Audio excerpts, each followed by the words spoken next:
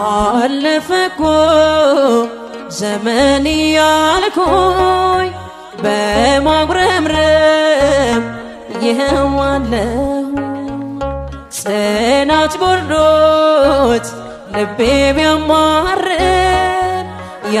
ያሰብክልኝ ያልከው አይቀር አንተ ግን ስጦታ ብዙ ነው ታደርግልኛለህ በጊዜው አንተ እኮ አትፈልግም ውድቀቴን ሁል ጊዜ በጭንቀት ማነባቴ የተሻለ ነገር ስበህልኝ ዘምሩ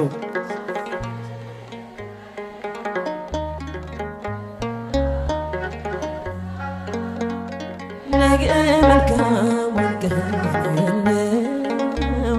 በዚህማ